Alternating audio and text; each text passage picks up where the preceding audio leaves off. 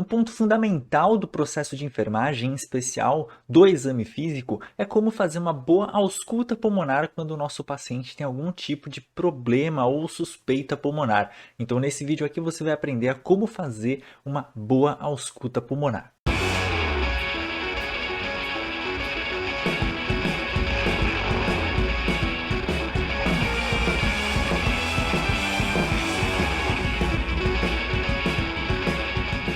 Para a enfermagem, meu nome é Fábio e sejam muito bem-vindos aqui ao Enfermagem Total. E sim, é como eu falei para vocês aí na introdução, hoje o nosso papo vai ser sobre ausculta pulmonar. Só lembrando que você que está assistindo esse vídeo aqui no YouTube, quem é membro, quem é aluno premium aqui do Enfermagem Total, já teve acesso a essa aula antecipada e também recebem um PDF, uma apostila em PDF com o tema, né, no caso, ausculta pulmonar, super bem descrita, escrita pela minha equipe, até mesmo por mim, e também com exercícios de fixação no final. Então, se você quer dar aquela otimizada nos estudos, tá aqui no link da descrição, o link para você virar aluno prêmio aqui do Enfermagem Total.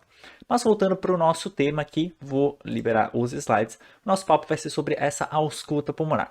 Só que não vamos começar direto por ela, claro, vamos dar uma relembrada aqui na questão anatômica dos pulmões. É sempre bom a gente lembrar o que a gente está analisando, né? Afinal de contas, a ausculta pulmonar, o exame físico pulmonar, a gente precisa entender, a gente quer visualizar de alguma forma, né, o que está acontecendo dentro do pulmão do paciente. E o que é o pulmão, do que ele é composto. De forma bem genérica, não vamos entrar em muitos detalhes aqui, até porque a gente vai entrar um pouco mais a fundo ali na parte da ausculta, a gente vai ter que entrar em termos um pouco mais complicados, mas vamos começar fácil, né?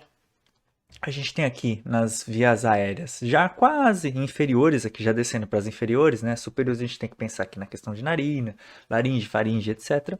Mas aí já descendo aqui a gente tem a parte traqueal, então a gente tem a traqueia, que é esse tubo mais grosso, que vai se bifurcar aqui nessa região chamada carina, né? Entre pulmão esquerdo e pulmão direito do nosso paciente, aqui onde está o meu mouse, certo? Lembrando que a gente está olhando de frente para o pulmão do paciente, então os lados são invertidos sempre, tá? Aqui é nosso lado esquerdo do paciente e aqui o lado direito do paciente. O pulmão esquerdo tem dois lobos, a gente pode imaginar que aqui tem uma subdivisão aqui mais ou menos nessa região, entre lobo superior e lobo inferior aqui do pulmão, porque esse pulmão em especial está fechado. E pulmão direito, a gente pode ver aqui claramente, ó, que tem duas separações, então a gente tem três lobos. Lobo superior, lobo médio e lobo inferior aqui da região do pulmão.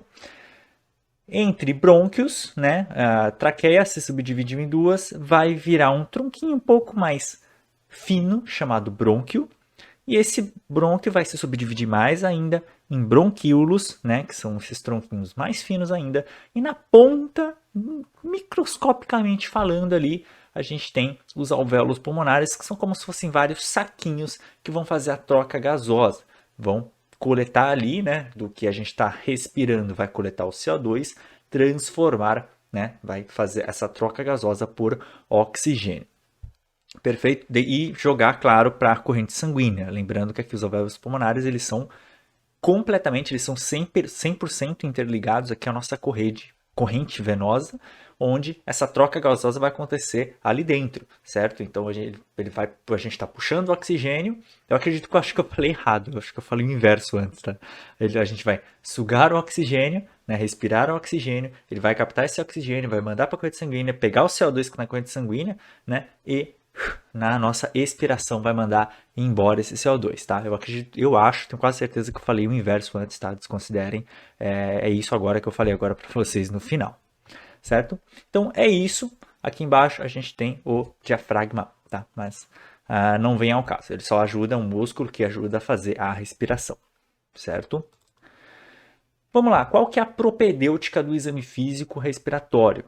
Tá? Do aparelho respiratório, do aparelho da caixa torácica.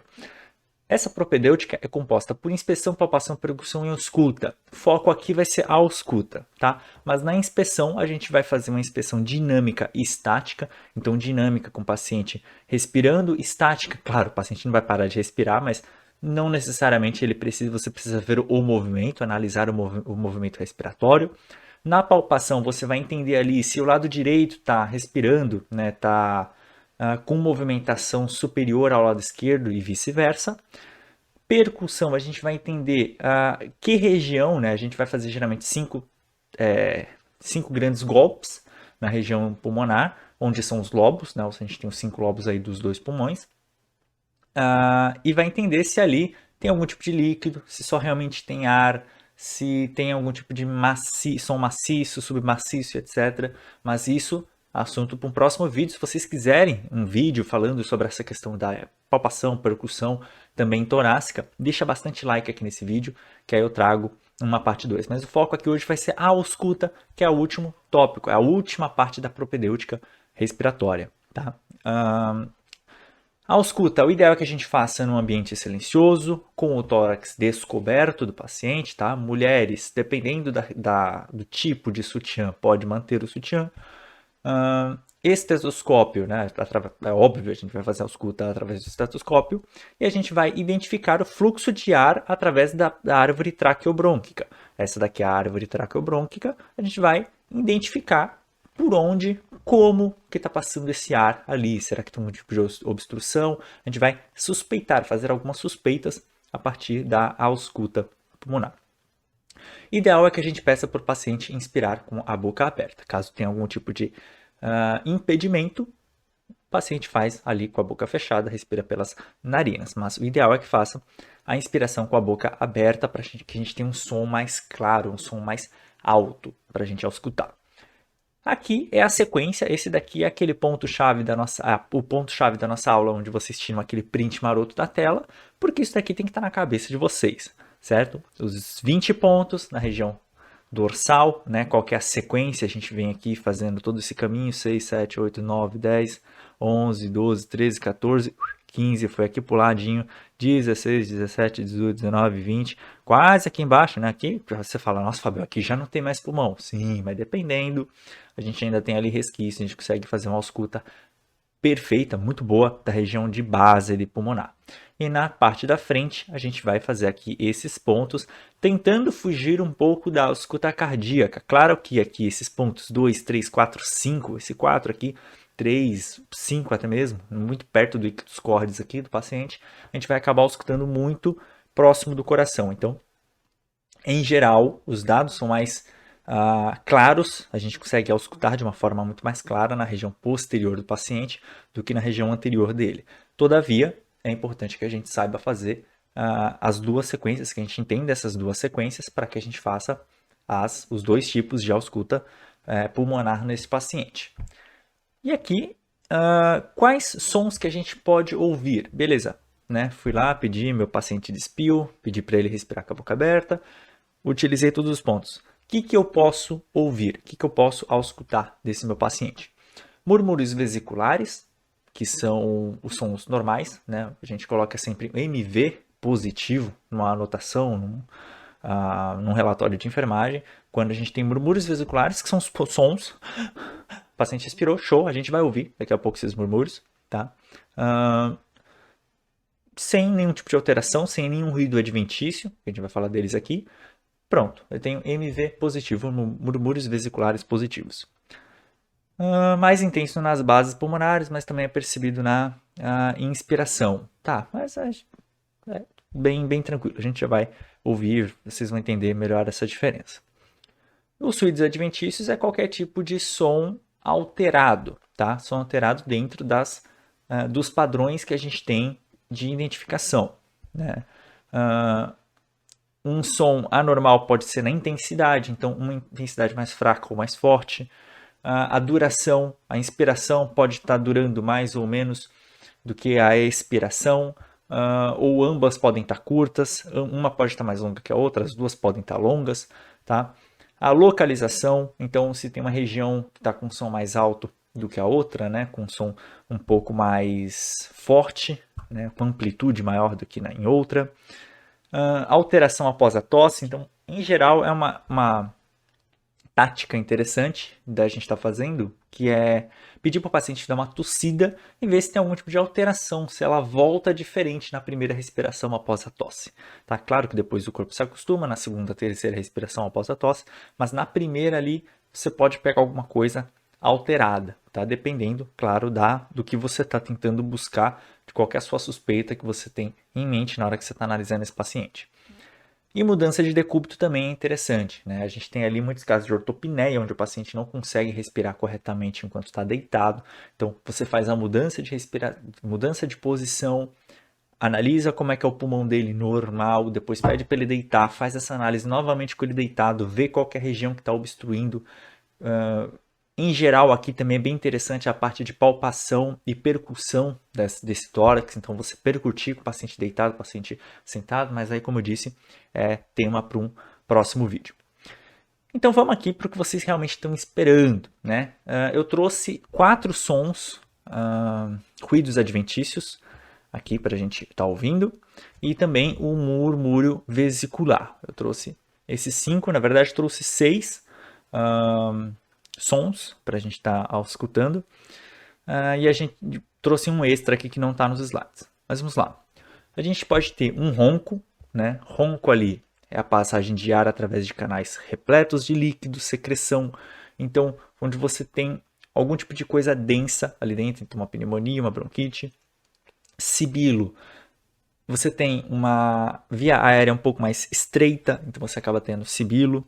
Geralmente ali a gente consegue ouvir em crises asmáticas, broncoespasmo, bronquites. Crepitações, né? A gente antigamente até chamava de estertor crepitante, né? Eu mesmo, na minha graduação, que não faz tanto tempo que eu finalizei, eu aprendi como estertor crepitante. Hoje em dia a gente só chama de crepitação. Então, é uma abertura súbita de vias aéreas pequenas, né? Bronquíolos ali em geral, pode sinalizar para a gente ali uma pneumonia, edema pulmonar e uma subcrepitação. Eu não trouxe essa ausculta para a gente, é bem chatinho de ouvir uma subcrepitação, eu não achei, não encontrei esse som na internet, mas em geral parece que tem várias bolinhas estourando, parece... a gente vai ouvindo esse barulhinho de bolinhas estourando, também associado à pneumonia. Mas, antes de mais nada, vamos ouvir aqui primeiro um murmúrio vesicular normal, tá? Uma respiração normal no paciente. Vou voltar para minha câmera aqui. Cadê meu mouse? Aqui. Vamos lá, esse é um som normal. Uma consideração antes, ponham fones de ouvido, tá? Se vocês querem ter uma experiência melhor, ponham fones de ouvido para que vocês consigam ouvir bem esses sons, tá bom? Então vamos lá agora, um som normal.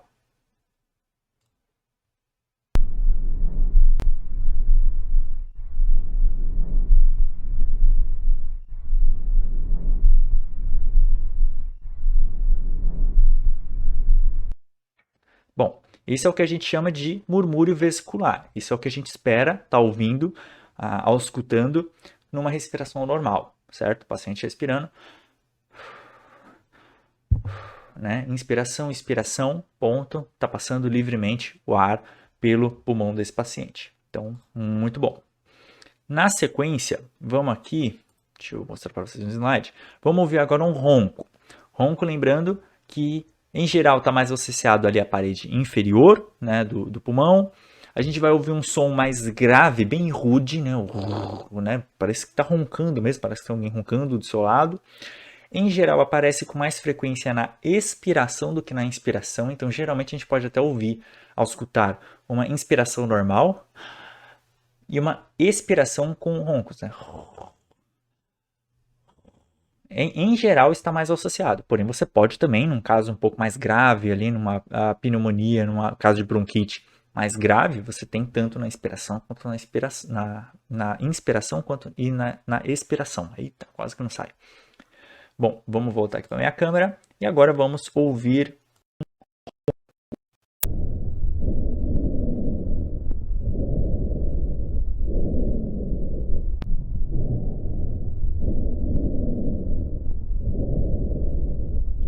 Lembrando que eu espero que vocês estejam com fones de ouvido para ter uma melhor experiência de estar ouvindo. Pode ser que tenha algum tipo de diferença entre a altura desses sons e a altura da minha voz. Peço desculpas, tá? Mas o programa que eu uso para gravar aqui eu não consigo ter muito esse controle, certo?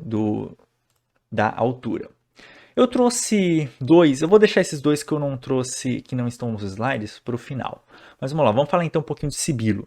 Sibilo, para quem é da pediatria, tá super acostumado a ouvir sibilos ali em crianças, né? A gente tem muita crise asmática, a gente tem muita bronquite, broncoespasmo nessas crianças, então nosso dia a dia é ouvir sibilo, auscultar sibilo na criançada. Em geral também está associado à parede inferior, né? É onde a gente tem acúmulo em geral de líquido, né? Física, gravidade, né? Líquido vai para baixo. Em geral é muito agudo e musical, né? Lembram um miadinho de gato, né? A gente até brinca em geral. Numa crise asmática, a gente pode até ouvir mesmo, não precisa de estetoscópio, só a gente chega perto do pulmão que a gente vai já ouvir esse som. A gente nem vai escutar, a gente vai realmente ouvir esse som. Mas vamos aqui então para o meu slide novamente e vamos ouvir ao escutar aqui um sibilo, fone de ouvido.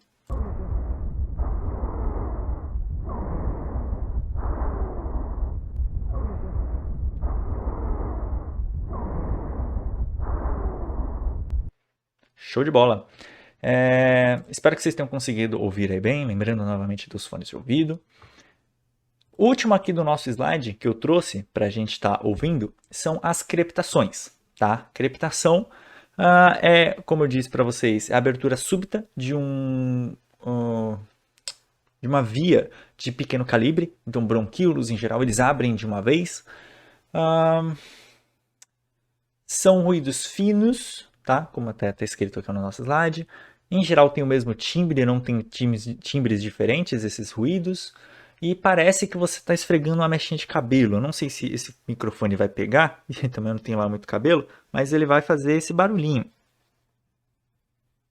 Vocês dão dando para ouvir, mas parece que está coçando sua cabeça. Né? Vamos estar escutando, vamos estar ouvindo, na verdade, ele, né? Que a gente está usando a estetoscópio, mas vamos ouvir ele aqui, estretor ou né, crepitantes.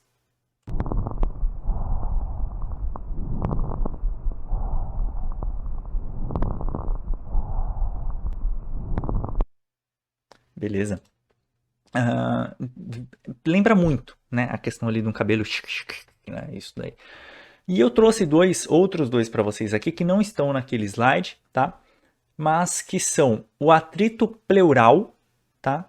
E um estridor. Vamos começar aqui pelo estridor, deixa eu até selecionar ele aqui já. O estridor, ele em geral está mais associado a obstruções. A gente ouve muito esse som quando a gente tem algum tipo de corpo estranho, quando a gente tem um edema de glote, uma obstrução na questão de laringe, né, uma laringite, muitas vezes ali, onde a gente tem essa inflamação, uma obstrução da região da via aérea. Ele tem um som bem intenso e bem agudo, né? E vamos ouvir ele aqui agora. Novamente recomendo fones de ouvido.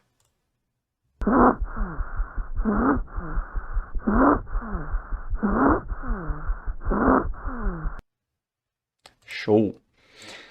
E por último, eu trouxe aqui pra gente, né? Tá, lembrando, tá, gente? Se vocês tiverem dúvida, vai voltando, né? Vai voltando os trechinhos assim da ausculta. Eu sei que é curto esses áudios que eu tô trazendo para vocês, só que se eu ficar repetindo 2, 3 vezes aqui, o vídeo vai ficar gigantesco, ele já tá grande, tá? Então, vai voltando essa parte de ausculta e vai ouvindo, vai treinando o seu ouvido, né? Tem muito aplicativo hoje em dia para celular, tanto para iOS quanto para Android, que você pode tranquilamente estar baixando e treinando o seu ouvido para identificar esses sons, tá bom?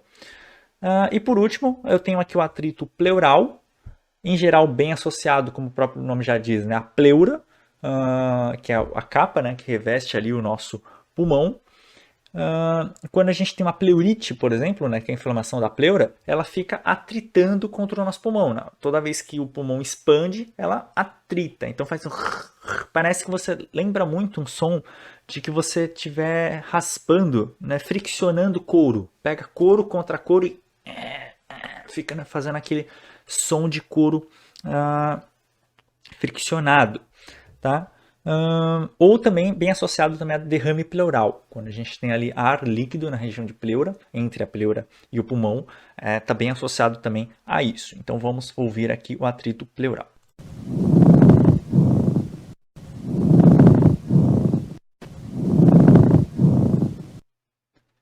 É um som bem forte, né? Um som bem característico. Acho que é bem difícil da gente não conseguir identificar ele corretamente.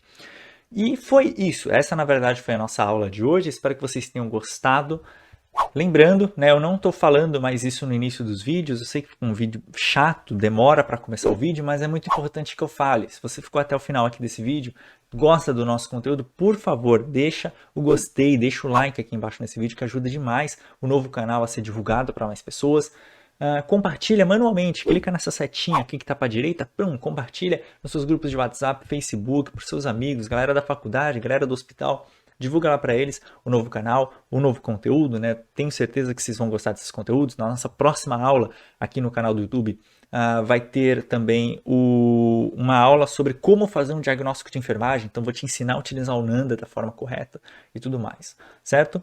E lembrando, se você não for inscrito ainda no canal, clica nesse botãozinho vermelho aqui embaixo. E também na descrição desse vídeo está o nosso link do Linktree. Também, se você está assistindo pela televisão, nesse código QR que está aqui do lado, você pode escanear com o seu celular, você vai entrar em todos os nossos links e lá você pode virar aluno premium para estar assistindo essa mesma aula aqui do YouTube. Isso daqui que você está assistindo no YouTube, você vai assistir lá, só que lá com acompanhamento por mim. A gente tem grupo exclusivo, a gente tem esse material em PDF. Para toda aula você recebe um material de apoio para você estudar sobre esse tema, né, mais a fundo.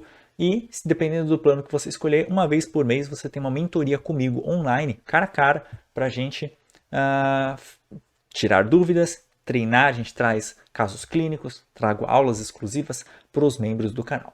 Certinho, gente? Muito obrigado para você que ficou até o final desse vídeo. Espero você na nossa próxima aula, no nosso próximo conteúdo aqui do canal, que é o nosso podcast Enfermagem Talk. Até lá, então. Tchau, tchau.